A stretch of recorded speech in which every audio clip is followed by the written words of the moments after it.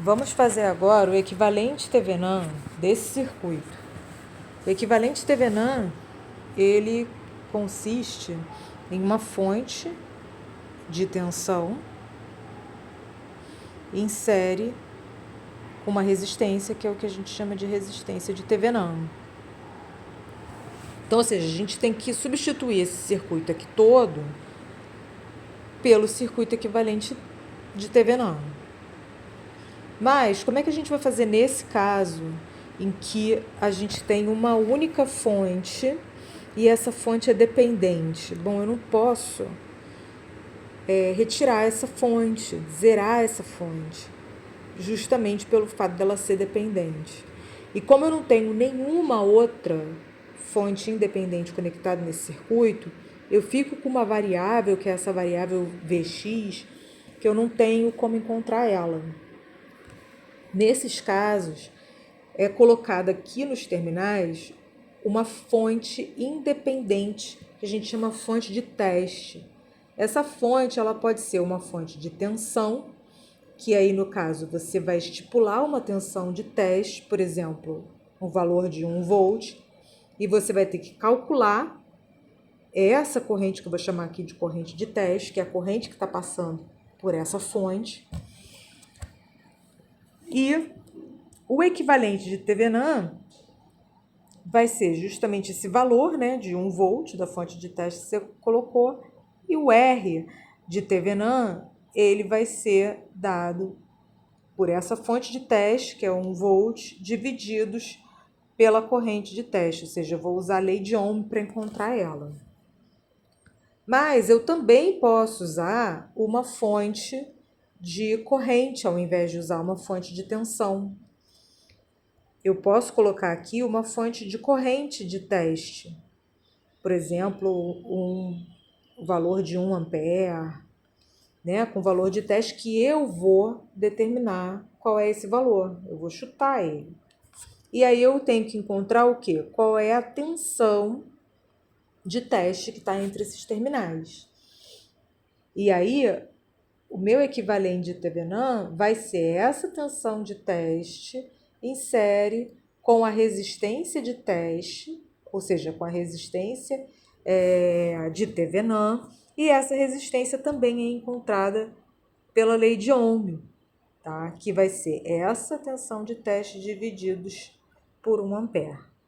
Mas como é que a gente pode saber que fonte de teste a gente coloca? A gente coloca o quê? Uma fonte de teste de corrente ou uma fonte de teste de tensão? Como é que eu sei? Bom, para definir isso, é interessante, primeiro, a gente determinar qual análise que a gente vai fazer nesse circuito. Se a gente vai fazer a análise nodal ou se a gente vai fazer a análise de malha. Vamos lá. Como é que é o primeiro passo? Como é que a gente começa, né, para determinar se a gente vai usar um ou outro? É o número de equações para eu saber se eu, né, para eu pegar sempre uma análise que vai me dar um sistema linear mais simples de ser resolvido. Então, para análise nodal, o que eu tenho que saber? Eu vou ter que calcular o número de nós no circuito, eu calculo o número de fontes de tensão. Depois, para análise de malha, o número de ramos e o número de fonte de corrente.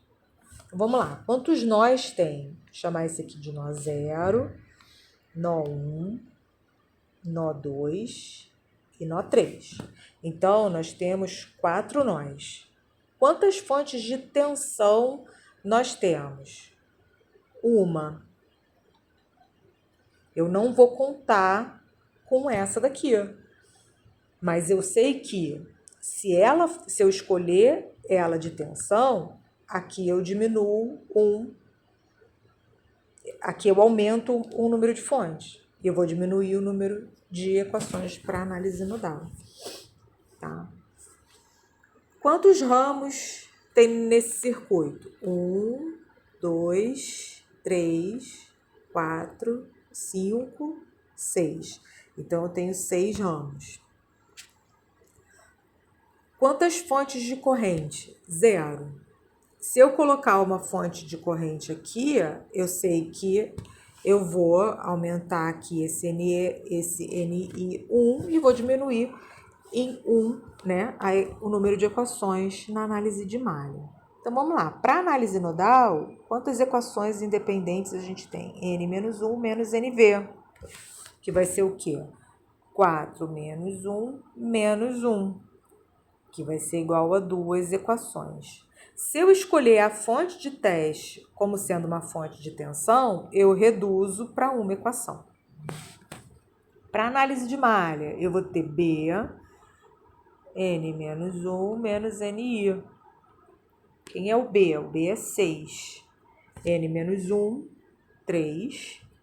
NI, 0. Então, aqui eu tenho 3 equações.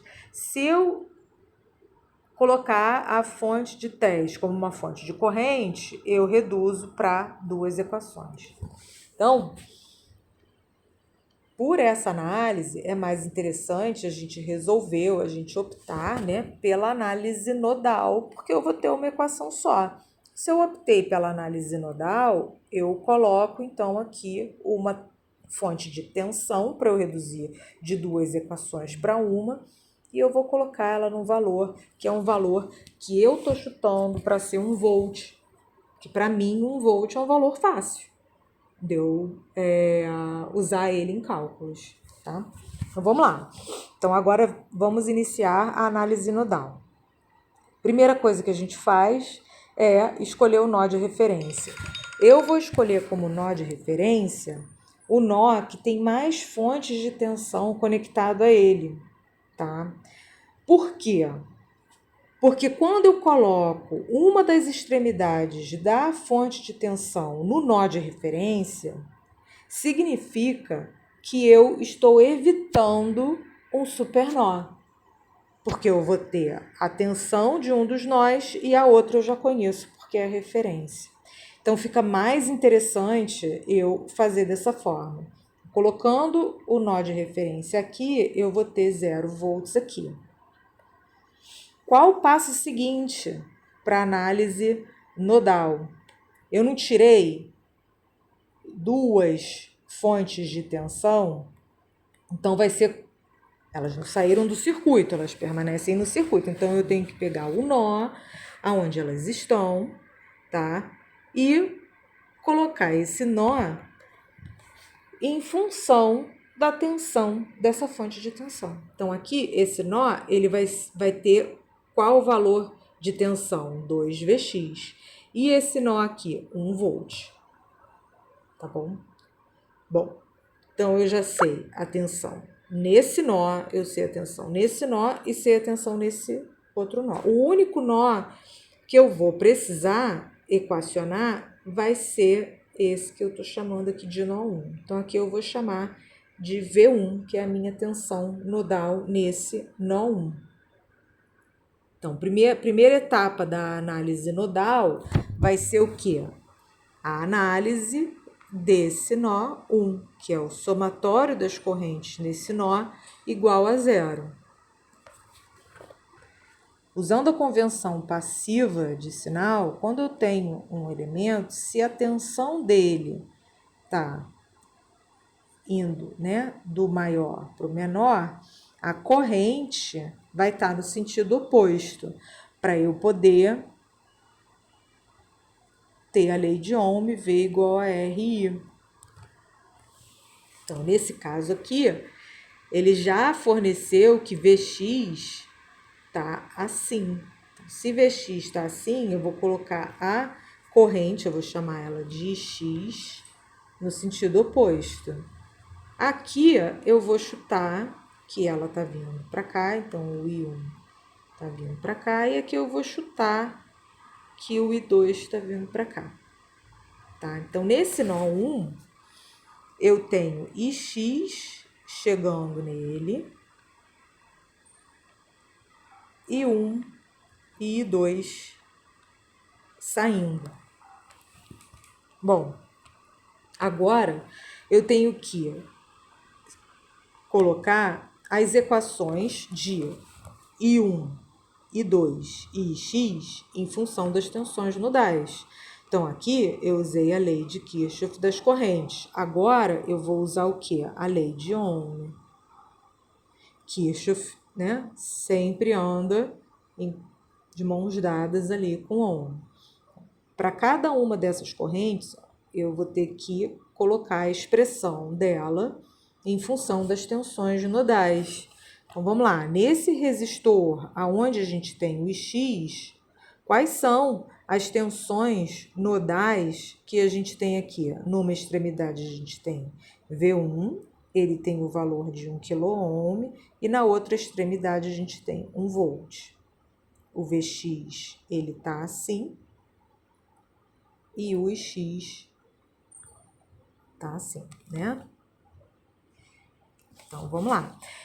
Eu vou fazer a subtração do maior potencial para o menor potencial. Então, Vx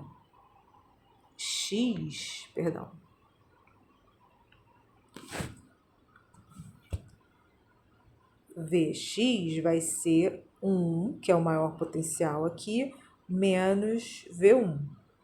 E o X, então, a lei de Ohm é o quê? I é igual a V sobre R, ou GV.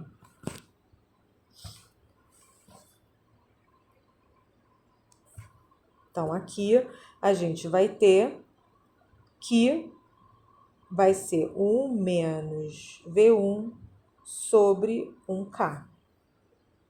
Quem é o I1? O I1 é aplicar a lei de Ohm nesse resistor aqui de 1K, que vai ser V1 menos 0, então V1 sobre 1K. E o I2? O I2 vai ser V1 menos 2Vx sobre 2K. V1 menos 2Vx sobre 2K. Então, Ix é igual a I1 mais I2. Perdão.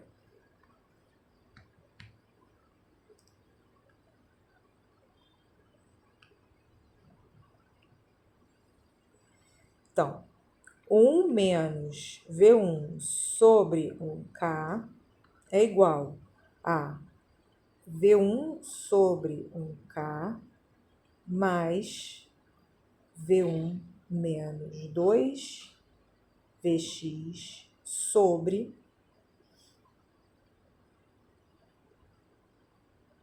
2K. Como eu tenho K no denominador aqui dos dois lados da igualdade, eu posso retirar ele. Agora é algebrismo, tá?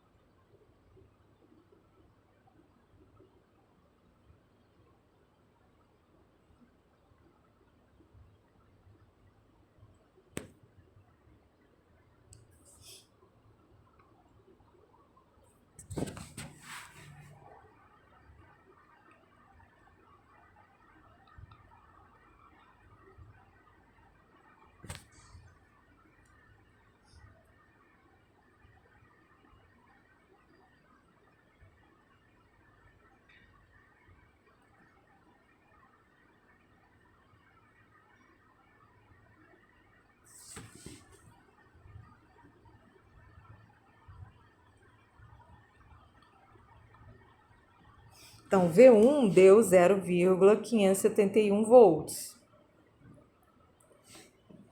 Quanto é Vx? Vx é 1 menos V1.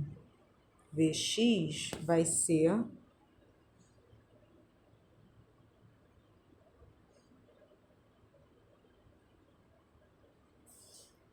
0,429 volts.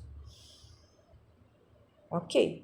Então, eu já sei o valor de Vx e então, mas isso é o que me interessa? Não, o que me interessa é o quê? Eu quero saber qual é a corrente de teste, né? Qual é esse I de teste aqui. Então, se a gente reparar nesse nó, aonde está o I de teste, aqui eu tenho Ix, aqui eu vou chutar, tá? Vou colocar essa corrente veio para cá, vou colocar essa daqui vindo para cá, vou colocar essa daqui vindo para cá. Vou chamar esse aqui de I3 e esse aqui de I4. Então, nesse nó onde tem 1 volt, eu vou reproduzir ele aqui. Então, esse nó onde tem 1 volt, eu tenho a corrente de teste chegando. Eu tenho o que eu chamei de I4 saindo. Eu tenho um I3 e o Ix vindo para cá, tá? Então, o Ix eu já tenho como calcular, porque Ix é 1 menos V1 sobre 1K. Ou seja, o Ix ele vai ser 0,429 miliamperes. O I3, bom, o I3 eu também já tenho como calcular ele numericamente, porque ele está aqui nesse resistor de 1K, ele vai ser o quê? 2Vx menos 1 divididos por 1K. Então, o I3 é 2Vx menos 1 sobre 2K. É 2K ou é 1K? Não, 1K.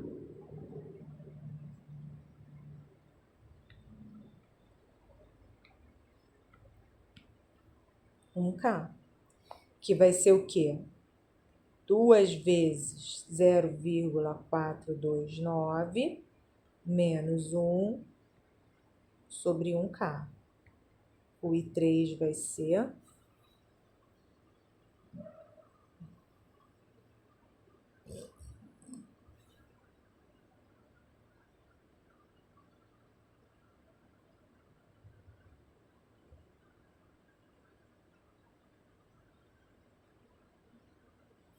0,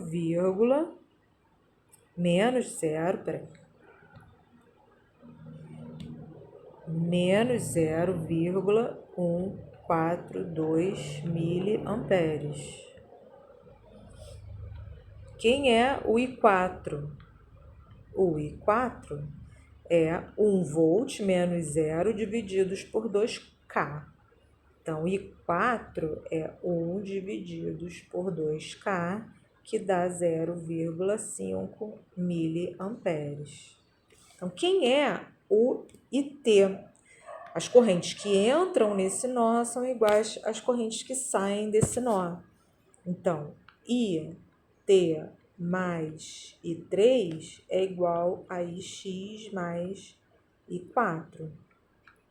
O I de teste vai ser, então, 0,429 mais 0,5 mais 0,142.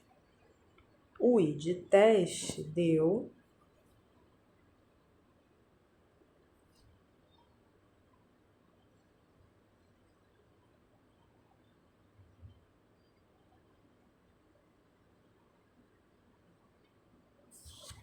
1,071 miliampere, tá? Então, agora eu tenho os elementos para encontrar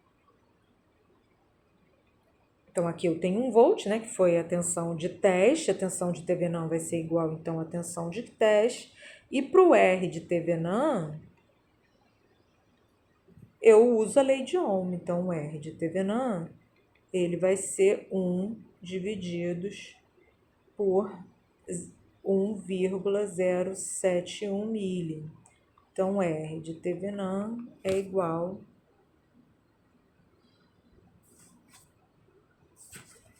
a 0,933 quiloohm, ou o R de Thevenin é igual a 933 ohms, tá? Então, esse é o circuito equivalente de Thevenin.